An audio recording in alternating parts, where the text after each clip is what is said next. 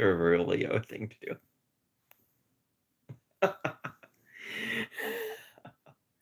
Doing that is very, very funny. It's very flashy, like poses for pictures,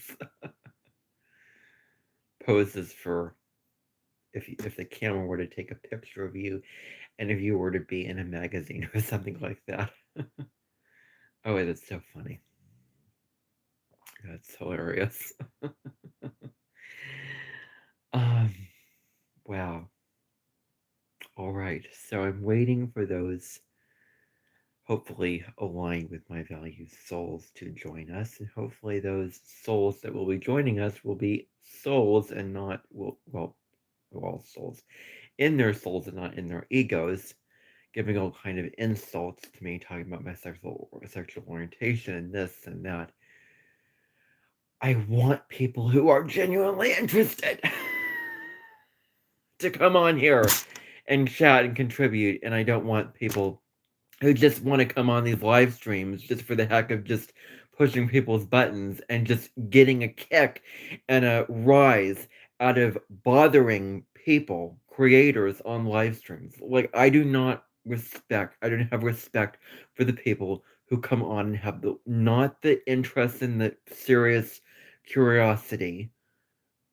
enough curiosity to come on and to just do that just for the fun of it, just to play fun, just to poke fun at creators. I will respond here real and raw, and if you feel free that you want to chat, then please contribute, and I hope that it is something that shows that you are interested in what I'm saying, that you're concerned about what I'm saying, where you're saying hello, or you're saying whatever else you want to say, and hopefully I see the correct kind of comments in this live stream and the live stream is going forward. Oh my goodness.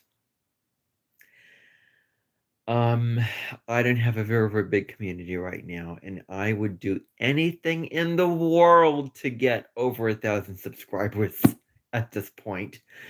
But I am not there yet, and it's going to take time. It's going to take days, weeks, years to get there, and I just have to have faith that it's going to eventually get there. I just have to be patient that eventually I'm going to get it to that mountain and see that perspective. And I don't like being called Neo. Okay, well, hopefully that does turn out very, very well. Hopefully the subscribers do come. I'm kind of at a stuck place right now on my channel, and I put out these really, really good astrology videos, and barely anybody watches them. I just want to get sometime I'll maybe email some people to see if they want to collaborate with me and do podcast episodes with me, to have guests on my podcast. That would be a great idea. But if I could get the followers from the astrology podcast and the followers who follow the people who follow Molly McCord, Adam Ellenbus, the Astrology Hub podcast, like all those people, I want those people to come over to my channel and see what kind of stuff I got going on over here. Because I have a lot of things cooking. I have a lot of pans cooking on the stove, and this is a very, very active channel. This is a very, very busy channel. A small one, but a busy one. I update all the time. I post all the time, constantly. I'm very, very reliable and very consistent. And Saturn is almost in exactly conjunction. Saturn is almost exactly conjunct my Sun. Oh my goodness. This is exactly what I was talking about the comments that were, and I have a term for these kind of comments. Not at all. And what this means is comments that have nothing to do, random comments with what I'm saying. No, I do not play Fortnite. I have heard it around in school. When I was growing up, Fortnite was the big thing. Like, Fortnite! It's like, I don't know what the heck. It was just these trends that you just get in school. It's like school is a sea of other people's values and other, like, it is a very, very, Scorpio place at times, and I never played it, nor do I want to, nor do I aspire to, nor do that I have played it.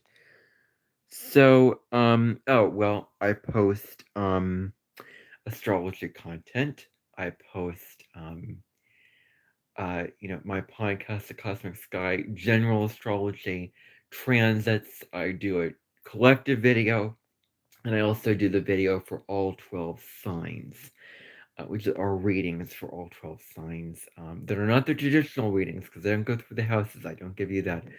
I give you things to think about that are more spiritual, more psychological, more about being your authentic self. That's kind of what I do and what I want to give in my kind of self-expression. Um, well, thank you for that. I'm only 22 years old, and I happen to feel like I'm very, very wise for my age, and I, I think that it's just in the way that I speak and in the way that I come across and all those things. But what I wanted to okay, I like the direction that this is going in already. I hope that it continues. So um I wanted to come on and talk about the astrology of the end of the month of June. There's some things happening, and I'm going to do some videos coming up starting the day that Chiron changes signs. If you haven't checked out your Chiron and Taurus horoscopes, they're available in the Cosmic Sky podcast for you to check out. I also did a live stream the other night where I was contemplating Chiron and Taurus. It's a really, really significant transit. We're dealing with a lot of wounds around security, peace, stability, connecting with our bodies, what sustains us, what fulfills us, what nurtures us on a physical level. What really gives us peace and leaning into our values and our sense of self-worth that we need to acquire. Those are all Taurus related themes. I discussed that more there. But what I wanted to begin by showing you, I got this today, and you know what this is. This is an ephemeris. This is an astrological ephemeris, the new American ephemeris of the 21st century. This is from 20, 2000 to 2100. And I have to really, really put this, actually what I'm going to do, just for a second, is I was actually planning on doing this. What I'm going to do is just show you what these pages look like because, oh my goodness, are they technical or what? I'm just going to show you what these pages look like. So you turn in the ephemeris to, let's say I want to do August, turn right there, July 2026. And this is what an average page in the ephemeris. And quite honestly, if you think, wow, you know how to read that, guess what? I've just got it today and I know how to read it a little bit. I'm going to be honest that I'm not the expert, but you see all of these numbers and charts, like you see, it has longitude. It has the days of the month here. And then it has the different planets, and it shows the different ingresses of those planets. And I am not seeing any ingress here, which is really, really interesting. I'm only seeing numbers. Wow. That is bizarre. Yes, I am seeing that. Yes. Yeah. Excuse me, I am seeing that. So whenever it shows up as the glyphs, it shows the numbers of the glyphs of that shows the degrees, the minute, and it shows the glyphs of the signs involved in the aspects. Well, I wish that showed the aspects. Shows just the planet ingress is not the aspects. And fortunately, at the front of the book, I'm going to just turn to this page. It shows you the glyphs. So it shows all the glyphs for the planets, the moon phases. It shows the signs right here. the glyphs for the signs, and then it shows the aspects, the glyphs for that and what they look like. So if I was an astrologer, and if I have this, then, well, I might as well be one. I'm on the path to becoming one, and I intend to become one in this life. Let us just turn to the day, the time that we were talking about in this, which is no new comments. July 2018. Okay, so let's go here to the end of June. And so we see here, if we're looking over to the planetary ingresses, we see that Mercury on the 29th goes retrograde. I don't know if you can see it, but there is a little R right. I guarantee you're not seeing what I'm talking about because it's so tiny. You almost have to have a ruler and a thing to be able to see it. But what I can tell you is that on the 29th, Mercury goes retrograde in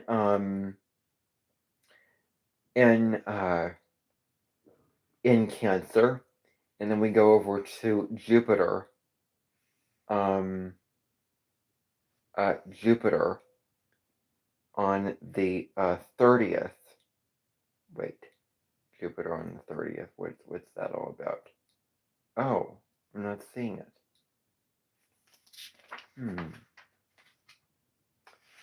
Jupiter.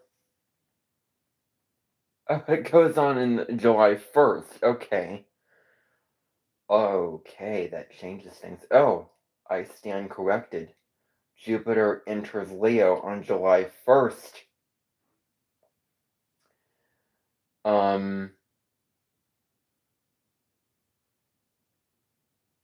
Yeah, very, very early in the day, on that particular day.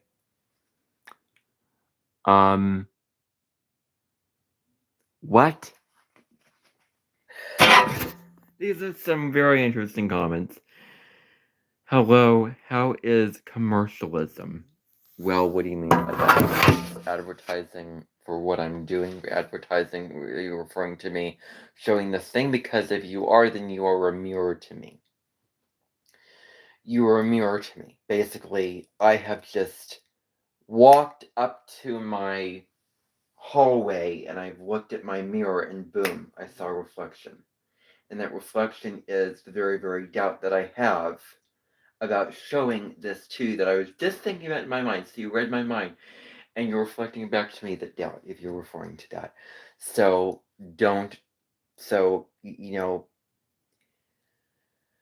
I officially released the whole control of other people showing off their YouTube plaques and play buttons, because I don't like them showing that up, but I'm not going to interfere with that because it's not my business. They can do whatever they want. They can do whatever they feels right to them, and I'm not going to intervene with that anymore. Unless it's on my channel, unless it's my family, unless it's whoever.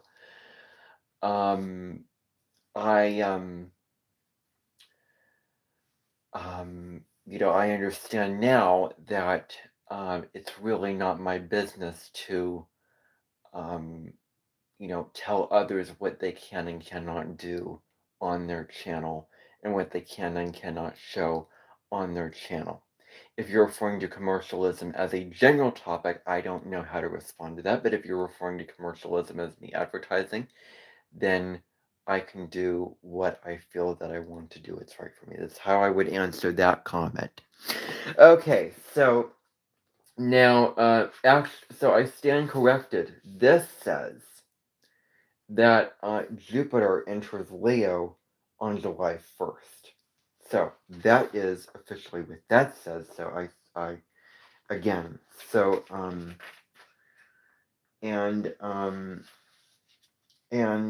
let's see here. The full moon in Capricorn. I'm trying to see what other thing like that. And then the sun. Whoa. Okay.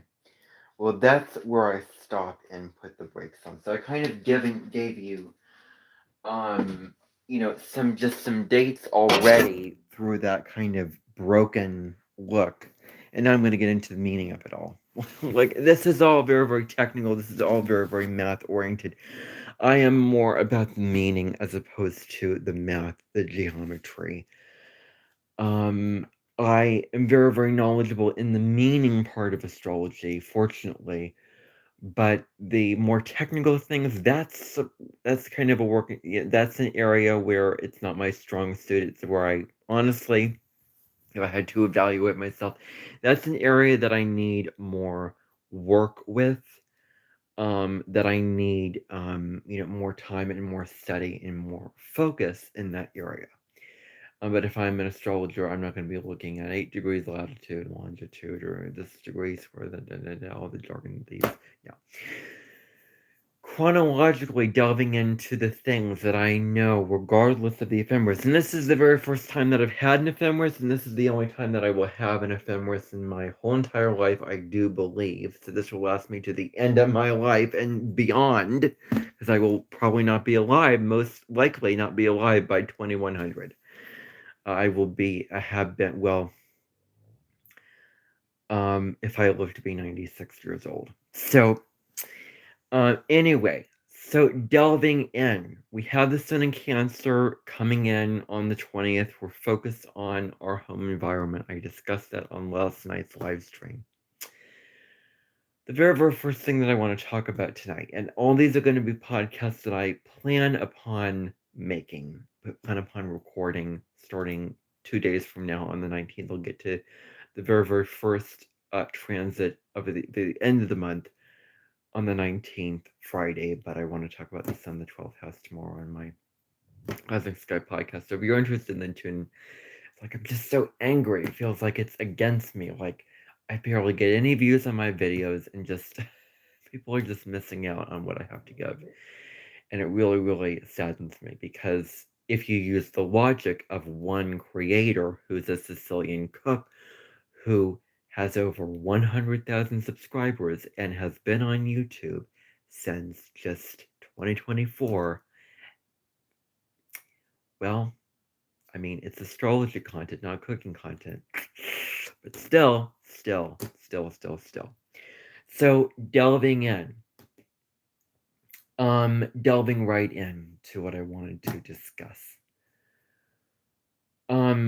What I'm going to talk about, I do believe on the 25th of June, in a little short that is coming up on my channel, which I'm really, really looking forward to you to see that short, is the sun squaring Neptune in the sky. And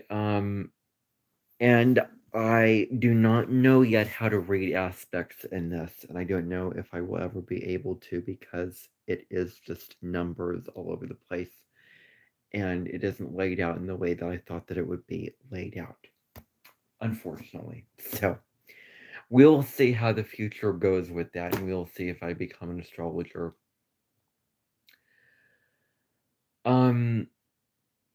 I will intend upon living a balanced life. I don't want any part of my life taking over. I want them to be every career on my YouTube channel, my music, my astrology consultations, my my whatever else work is in balance. Because I don't want to feel inhibited and restricted and all the, like, I can just imagine feeling that way, and it's just a very, very draining feeling. That I hope that I will not be feeling at a very, very visceral level when I get to be older, and I can just see myself feeling that way in my own house, doing all, like, I can just see it now. I can see myself being very, very busy, not having enough time to do what I want to do, being burdened by the work. It's like, oh my gosh. Low vibration living. I don't want to experience that, and I don't want to go there, and nobody deserves to live those low vibration lives. Nobody deserves to have the life sucked out of them with their soul's passion now having to slave away and be ego work ethic and not resting, not doing what your soul wants to do, not taking a break.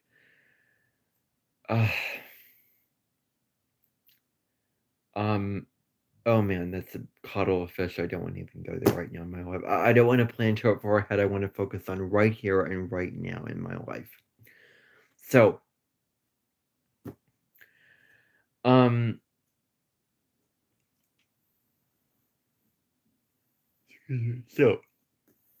the sun square Neptune.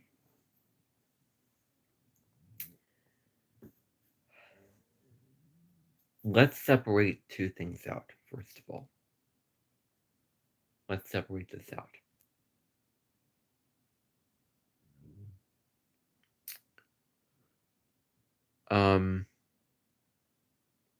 There is self-improvement and perfectionism. I looked these two things up. Self-improvement is when you are seeking where you can make adjustments, make things better. Think about self-improvement. That's different from perfectionism. Self-improvement is you making things better and improving things and doing all that in a loving, kind, compassionate, honest, gentle way. Like I am loving myself. And to show that I love myself, I am not settling for anything less than what I want it to be. So I'm going to see in my soul energy, in my present energy, what do I want? And what do I not want? Seeing the adjustments that I can make there. Seeing, discriminating what it is that, you have all these choices and what choices are you going to pick and what choices are you just going to discard and put away for somebody else to take off of the buffet, so to speak. So, what,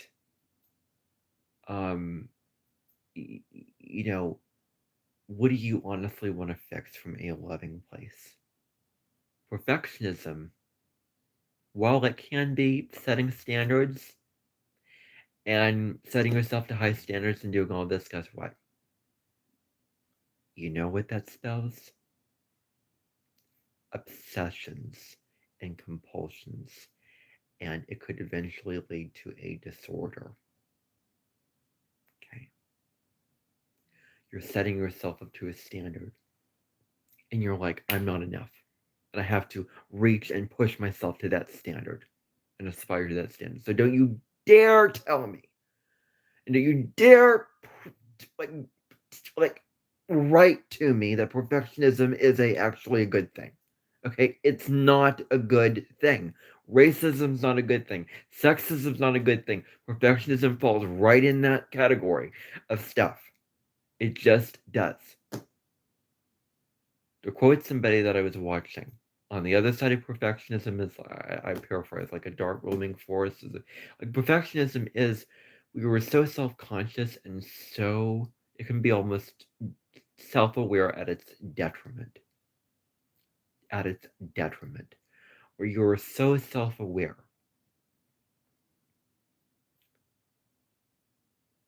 and so worried about it, feel in the energy of like, it's not right, it's not right, it's not right. I have to constantly fix and improve and feel like,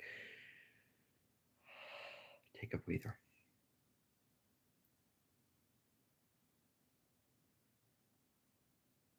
Make a good claim for me, Barbara Streisand.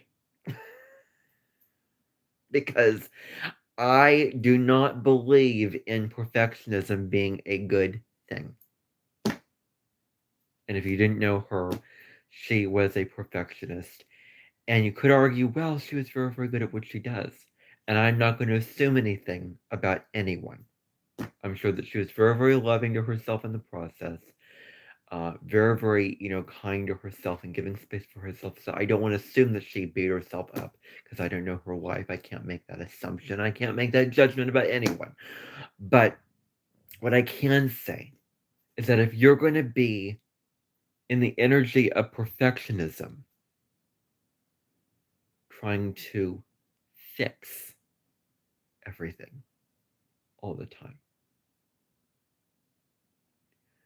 trying to improve everything all the time. And you're constantly taking things out, putting things in, taking things out, putting things in, and you destroy the soul of the piece of music that you were creating. You destroy the soul of the painting that you have painted. You destroy the soul of the video that you just created. You destroy the soul of the book that you just wrote because you were constantly improving and you didn't get out of the parts that were wrong and flawed and not meant to be there.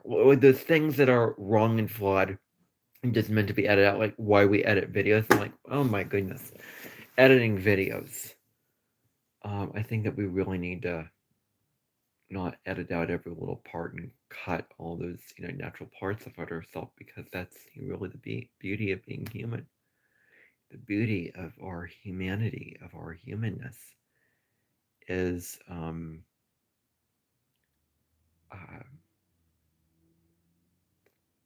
um, just the imperfect parts, the natural parts.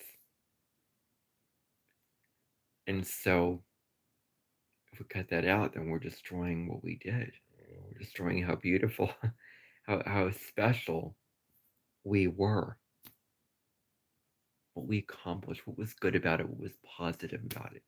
So,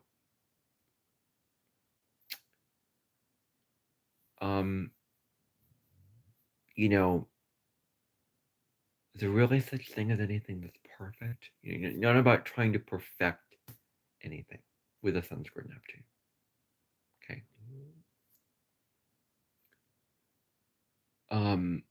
But what you're trying to do is with the Sun square Neptune, you are trying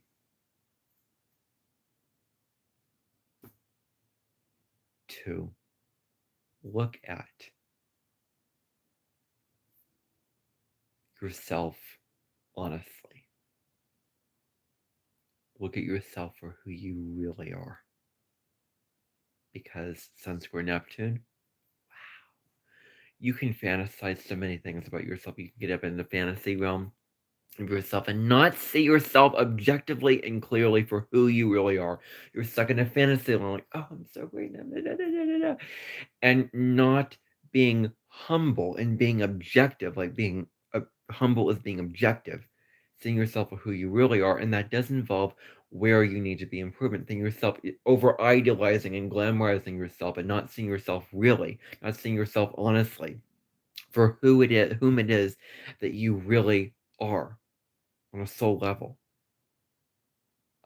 as a human being, as a spiritual being living human experience, and what needs to be done in your life to live out a life that is authentic to you. We can delude ourselves with the Sun square Neptune. We can be lost in a fantasy land, lost in the clouds, and not dropping into our bodies, not grounding into whom we truly are. Who is it that we really are? My subtitle for the Venus retrograde videos coming up this fall, when Venus goes retrograde in Scorpio and Libra, is like, what and who do you really in capital letters, love? Because Scorpio is like, what are you feeling really? What do you want really? Who do you love really? And Libra is love and relationship. And so, I plan upon titling it that. And, when I get there, late September, early October is when I plan on making those videos. So,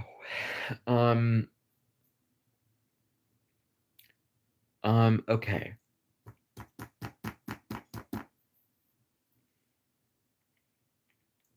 Alrighty, so what was I saying?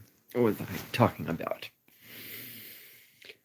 So, alrighty. So seeing yourself objectively.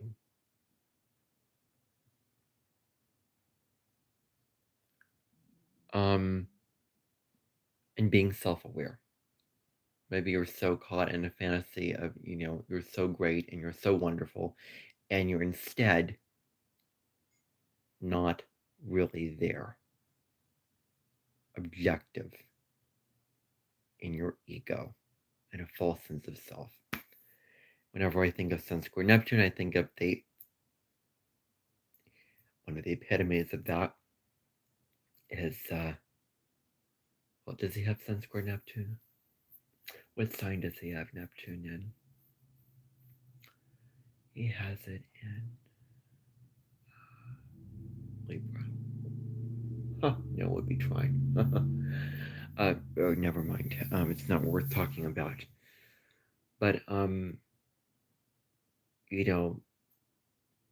we see ourselves clearly within the Sun Square Neptune? That's what I would say. And moving on to the next thing, which is Mars changing signs into Gemini on the 28th. And I'm going to look that up and see if Mars does change on the 28th. Let's see here. Mars.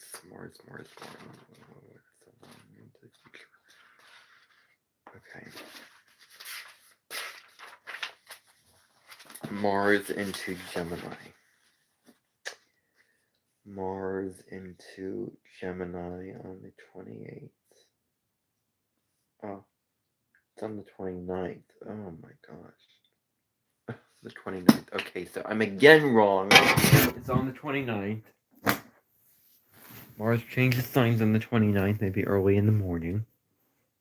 Now, Mars in Gemini, I have Mars in Gemini natal, if you couldn't tell from all the videos that I've been doing on my channel.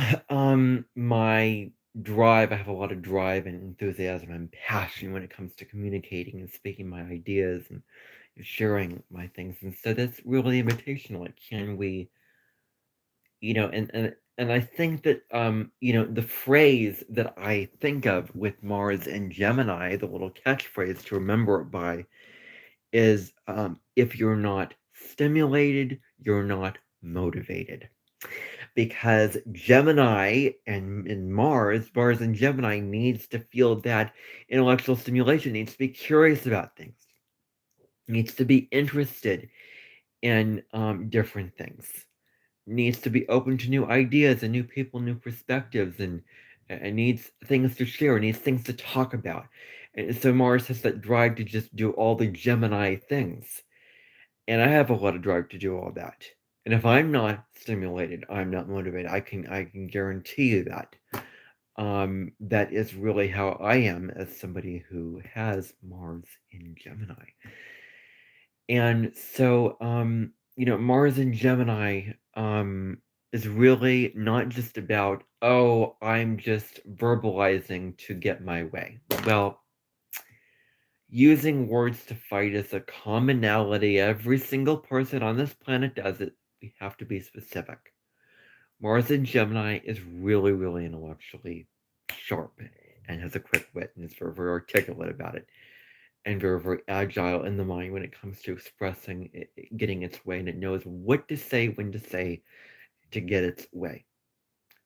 So best we can really, really use our words to assert ourselves and get our way. At worst, with Mars and Gemini, we can lean towards weaponizing words. We can,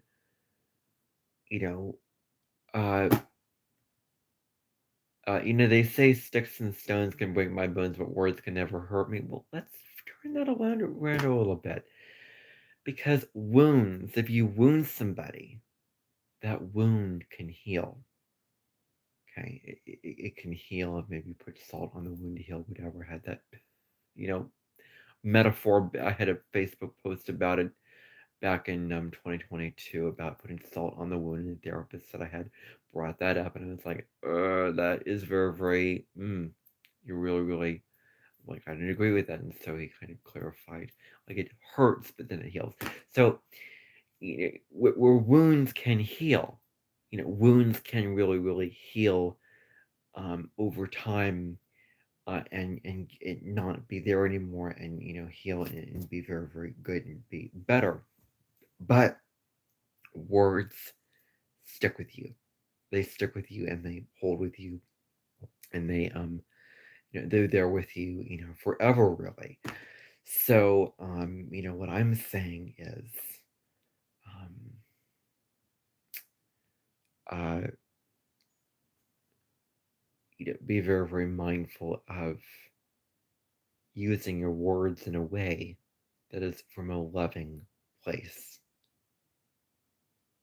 That words you can say somebody can stick with them for life, forever, a much longer period of time. Like, you can really, really hurt others with your words more easily at this time if you're not careful. And so we do need to be mindful, like, are our words coming from a loving place, or from a place to just prove how smart we are, prove how intelligent we are, prove how clever we are at taking somebody down because we know the facts and we're so intellectually savvy, and we just are so smart that we just know what to say and how to tap into their psychology and how to annoy them, and like getting our way, and all of that.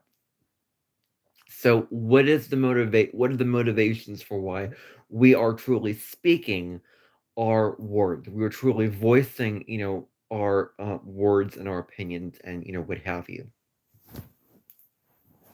So, what is the motive or the intent behind that? So we need to really ask ourselves and contemplate at this time, with Mars and Gemini coming up until end of July, beginning of August. Let's see when Mars moves out of the sign of Gemini here. Just go to. I can do this without even having to look it up. I have the Sphinx right behind me, so that's the advantage. Mars moves out of Gemini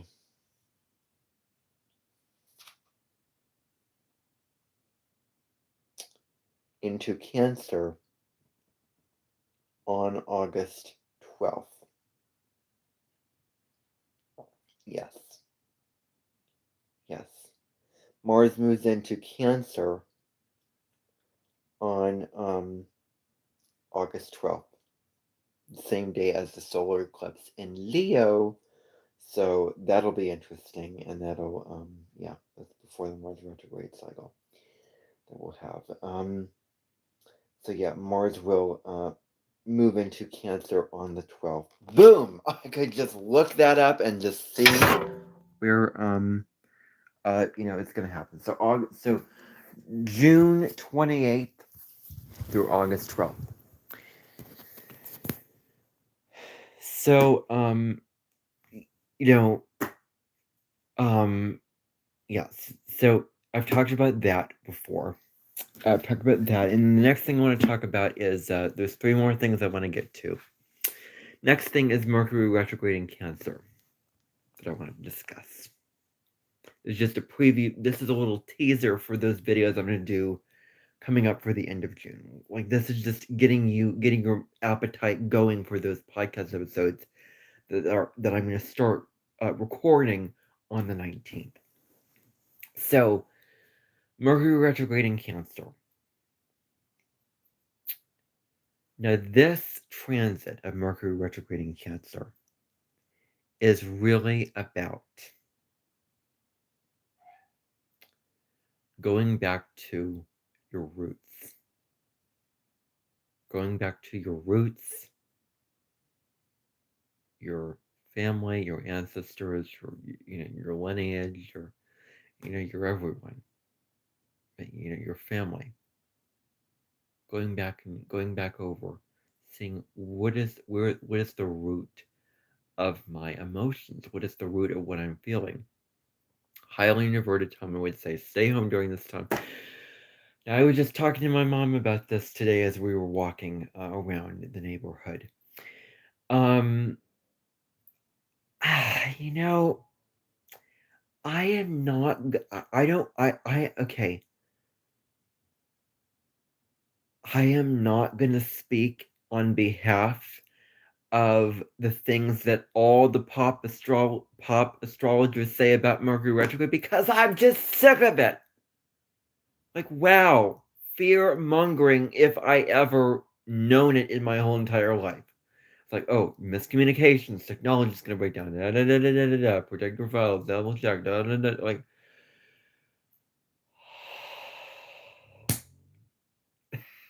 as soon as I hear it, it's like it lowers my vibration. It lowers my frequency. Maybe you're more like aware of like, okay, I'm in my unconscious, so I may be prone to making mistakes, or I may be, well, oh, I didn't want to even go there. I'll see how I can spin it. I'll see what is true for me. What I'm going to talk about with Mercury retrograde.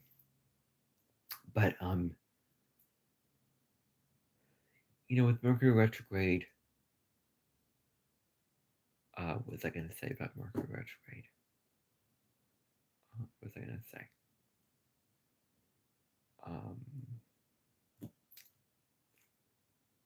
you're more cognizant. You're more aware of wanting to think very, very carefully about things before you do something. You're more aware. You may have the tendency to want to go back over. And this isn't a bad thing to go back over your life. There's nothing scary about going back over your life and retracing where you've been and reviewing the steps. But oh my gosh, as soon as they say the technology is going to fail, I'm like, oh my gosh, really, really? Wow, I want to crawl into a hole now. It's like, you cannot give in to that fear-based astrological information, just like Chiron and Taurus, just like Uranus square the nodes. You cannot give in to that fear-based astrological information. Mercury retrograde in Cancer, to continue on my point, is going to have us look at how our emotions affecting our thoughts. It's a highly introverted time. We're reviewing how we are affected emotionally, what affects our minds at an emotional level, the mind feeling connection. They will be one in the same during Mercury and Cancer. They are one in the same during Mercury and Cancer. They're combined. It's very, very hard to separate mind and body. Like the mind and the feelings are like mushed together, and Mercury retrograde in Cancer is just gonna, like, if it was already an introverted time enough, just wait until the end of June, and things are going to heat up in July with all the thousands of aspects going on in July, which I will be talking about quite a few of them, if not all of them. Talking about going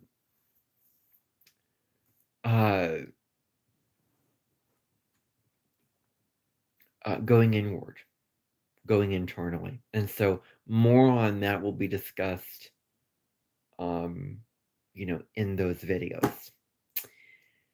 Then we have the full moon in Capricorn happening. And this full moon asks us the question,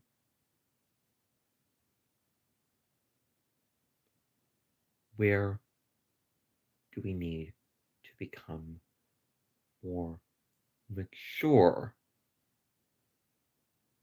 on emotional level? Mature is the word. Mature on emotional level.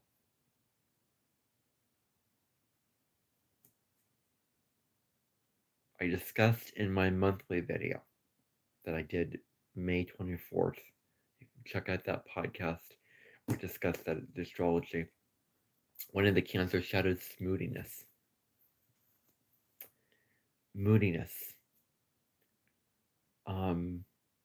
Responding so emotional, reacting to things. Allowing the emotions to steer you off course. Allowing the emotions to get the better of you. Allowing the emotions to take over. And it's not coming from a sovereign, inside-out place inside of you that says, I am grounded, I am sovereign, and I'm not going to let these emotions get the better of me. I'm going to choose to be grounded and be authentic in my response, and I'm going to choose to use maybe a little bit of pragmatism, maybe a little bit of logic, but mostly groundedness to respond to whatever is going on emotionally instead of just reacting. I think that Moon in Capricorn, or on the complete other end of the spectrum, it could indicate where we've restricted ourselves emotionally because the Moon is, shadows and you know, uh, what we're looking at, but it all depends on what comes up during the Moon in Capricorn video when I as I prepare and what I discuss with that contemplation. But but the full moon in Capricorn asks us to focus on really focusing on our emotional responses. It's also about focusing on where we want to go, who do we want to become, what mountain do we want to climb. Capricorn is the mountain goat. Building a life for ourselves, being mature to build it up one step at a time, knowing that it's not going to take overnight, like building it up. So this could also be themes around the full moon in Capricorn going on. What kind of life do you want to build? Not settling for anything less than pursuing excellence. Capricorn wants to pursue excellence. So either way, it's still full moon in Capricorn. That's still kind of the energy of what's going on. Is that the moon is making opposition of to moon in Cancer during a full moon. Things are illuminated. Truth comes out. Revelations come out. Sudden realizations come out. All these kind of things come out during a full moon. So maybe more emotionally charged time, especially because Mercury is going retrograde the same day as the full moon. And I have a physical therapy appointment that day. I have podcast episode to film. I have some shorts to do. That's going to be a busy day for video making, the 29th. So we'll see how that goes. Hopefully, again, I don't want to fear monger, but I don't. I hope that the sound won't go out in my video once I do it. The sound won't go out, and if it does, well, don't technical difficulties happen any time of the year? Aren't we just more aware of them happening during Mercury retrograde? You know, yeah, that's, I don't have the resolution to fully speak on behalf of that here. Because it's still in a kind of unclarity, contemplation with that aspect of the Mercury retrograde. I want to be authentic. I want to be real. I don't want to share information that is not true for me to share. My videos, just like I don't show you, oh, full moon in Capricorn for Cancer is going to fall in your 7th house. So new realizations are going to be in your relationship sector. I mean, oh my gosh. So there you go. And then finally, Jupiter enters Leo July 1st, not June 30th. Astrologers say June 30th, but I looked it up in this ephemeris, and lo and behold, it said July 1st, peeps. So, the very beginning of July, very end of June, Jupiter changes signs into Leo. I just want to double check that, just to see.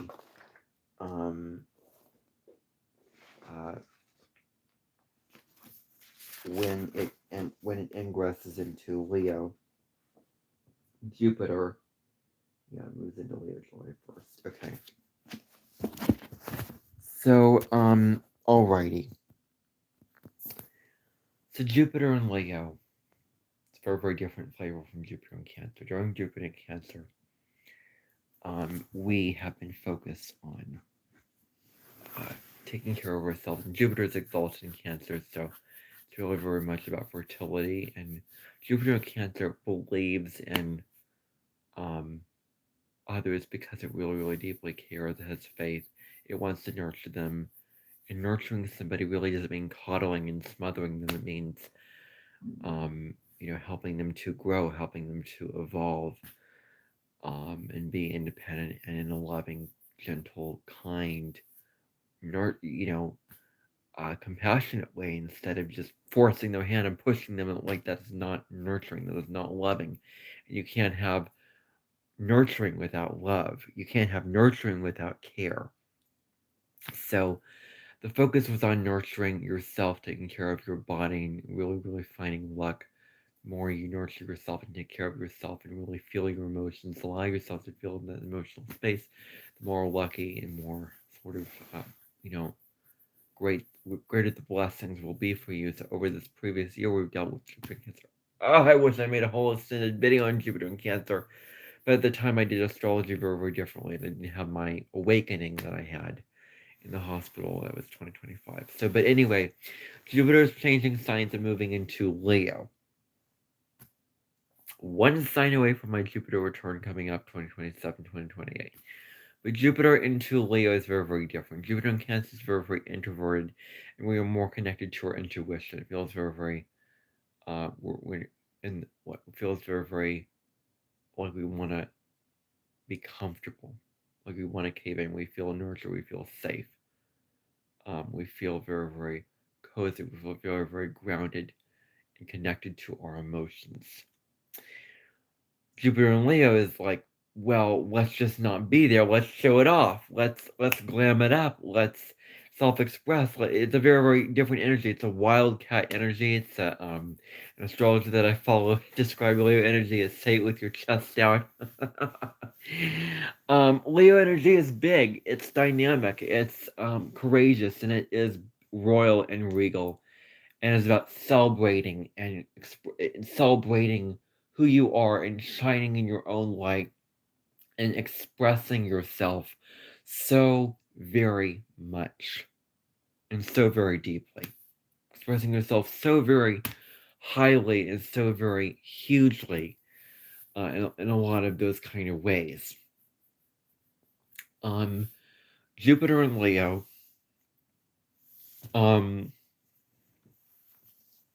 is a very, very big personality type.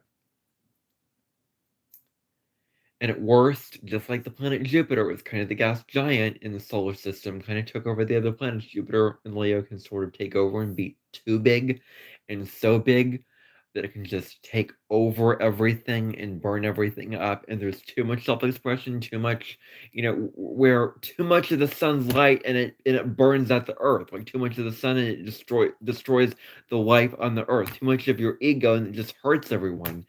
And everyone just moves away from you and moves out of the room instead of being in the room and being in the room to really, really see like the value of what you have to give and the value of what you have to bring to the table. Instead, everyone's scared off and they don't want to have anything to do with it anymore. Jupiter and Leo can be that kind of dynamic where, especially with the South Node in Leo, I'm trying not to do that. I'm trying not to touch my face, but I did. Anyway, that's okay. But so, Jupiter in Leo, is going to be coming up to a conjunction with the South Node in Leo and opposite the North Node in Leo at some point on this Jupiter and Leo journey, and on the North Node in Aquarius journey where we're dealing with that kind of karma, which I'm going to discuss the North Node in Aquarius when we get closer to July 26th, because that's the ingress of the nodes into Leo and Aquarius. And I think that you might want to check out the North Node Aquarius, South Node Leo video that I did, the deep dive, North Node, South Node deep dive that I did on my podcast on April 5th of this year. You can check that out. I go really, really deep into that placement and what it is really all about. Going through Jan's Spiller's tendencies to leave behind, attributes to develop, and also, going even deeper than that even. So it's a really, really deep, over 2 hours long. It's a deep episode. I usually, go, a little bit over an hour, an hour 45 minutes at most, but those episodes went over 2 hours, so they are long episodes and they are really, really deep. So I'm going to check that out. That's in the podcast. But and I have a video on the natal chart actually that I did in that podcast called Jupiter and Leo: The Art of Living Big. I'm trying to think of what I can title Jupiter and Leo. Um, you know, for the transit we're going to be having, and Jupiter and Leo is going to be entering the sign of Leo, and I'm just going to find this in my ephemeris and proudly say it. My ephemeris, I'm looking here. Jupiter is going to enter Leo July 1st. And let me go to July of 2027 to see when Jupiter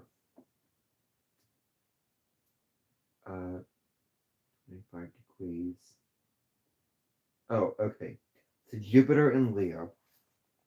Jupiter exits the sign of Leo on, I kind of knew this before, on July 27th. So it's July 1st of 2026 through July 27th of 20 of 2027. So July 27th is when it leaves and exits Leo. It's very, very interesting that it enters Leo July 1st. I would never guess that. So it enters Virgo, and then I have my Jupiter return then. So it's going to be there until, sorry if I'm, doing this wrong. Jupiter and Leo is going to, Jupiter is going to exit Leo July 27th of 2027. 7/27/2027. That's really, really, that's, I think that day will be a definite synchronicity. And then August 28th of 2028, September 29th of 2029, October 30th of 2030. Wow, that's huge. Pity there's not a November 31st. But anyway, Jupiter and Leo is going to be there until that time. And Jupiter in Leo is big. It's creative. It's, as I said, bold. It's a passionate energy. At the lower, we can be so about me, I, where we lose touch of what's going on around us and what's under our noses, and we're in our egos. And the South and the Leo is really, really in the look up where have we been in our egos, but more so, where have we allowed the audience to get the better of what we truly want to do, how we truly want to shine. Because the South Node and Leo can really be allowing the audience, allowing everyone, really, allowing everyone who follows us or whatever to sort of control us and have a hand grip over us and sort of tell us what to do when we're the one entertaining. We're the one giving things to them and giving our creative and bold dynamic energy to them. So why should they dictate to us what we do as individuals? Why should anyone tell anyone on YouTube what to do on their own channeling? Why? So Leo just caters.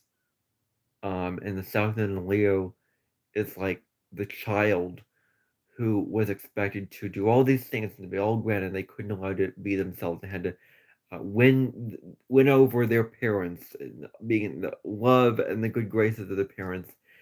And the North Node Aquarius is like, let's rebel. Let's not seek the attention. Let's not seek the fame. Let's do our own thing. March to the beat of our own drum. Let's step out of the line and let's not follow what the audience wants us to do, and let's just do it anyway and just rebel against our sense of self and rebel against all that, and be free. Be free and be at a higher level of perspective. One of the lessons of Aquarius that we'll be learning throughout the North Node and Aquarius transit is detachment. Aquarius is the opposite sign of Leo, so that's why I'm bringing this up. Detachment. Being able to not be so melodramatic and drama and ego and big, loud, but being able to detach and respond from an objective place where you're not caught up in the drama, where you're not, where you're responding and not reacting, going back to what I was saying earlier. Which then we have the South Node in Cancer right after the South Node in Leo. So now we expand upon the emotional reacting that we've sort of had the shadows sort of come up during that South Node in Leo. Now we're going back and seeing where we are really, really in our emotions and where we're really, really living from a deep emotional place. And the Capricorn is the opposite sign. It's like, detached. And Capricorn and Aquarius are very, very mature signs, very, very, maturity, and they both have a quality of like, um, utter objectivity and rationality. And so I think that detachment during that North Node Aquarius transit, detaching from what we need to detach from, um, uh, detaching from that drama is really, really huge. So that's that. But and then constantly needing the fame and the external validation from the outside is another shadow of Leo. Constantly needing the fame, comparing ourselves to others is another shadow of feeling like we're not as lucky. We're not that lucky. We're not very, very lucky because we don't have what they have. We're not as special, and we're not as grand, and we're not as famous, and we're not as wealthy, or we don't have as much stuff, and we're not keeping up with the Joneses. We don't have as much as the other. And Chiron's going to move into Taurus, so that it's going to square Jupiter. So we're going to really, really look at all that stuff, and all those shadows are going to be stirred up when that conjunction happens in July, precisely. So preferably probably the early part of July, because Jupiter only enters Leo just days after Chiron ingresses into Taurus. So, Jupiter into Leo is looking at where are we seeking external validation, where do we need to validate ourselves and love ourselves and not seek it from outside of us. Let's say that I am enough, give myself enough love and attention and fame and energy and self-love that I am so loving to myself that I don't need anyone else to validate that for me. I don't need anyone else to confirm that for me. I am allowed to express my heart's desire, shine, love myself, and not be inhibited when it comes to expressing my heart's desire and not the egoic desires which keep me very, very small and low vibration. And when you do good and benevolent out to the world, then your life will be better. And that is just a fact of life. Anyway, I thought that might close on that little thought here with Jupiter and Leo. I will be discussing Jupiter and Leo more in depth. And then, of course, June 29th, June 29th and 30th, I will be going through your monthly horoscope, monthly, the overview for the month of July, and then going over your 12 signs on June 30th, hopefully. So I'll get to that in the last 2 days of the month. Anyway, thank you for tuning into this live stream. This is a very long live stream. I hope that you found some value out of it. And if you did, then like this, subscribe to my channel, and I will see you on the next episode of my podcast, The Cosmic Sky. And I'll see you on the next live stream. Whenever I get around to doing another live stream, which may be a while from now. But anyway, take care. Ciao. I'm gonna get off now, and anyway, have a good night, everyone, and enjoy the rest of the month of June, and enjoy the astrology for the rest of the month of June. Take good care.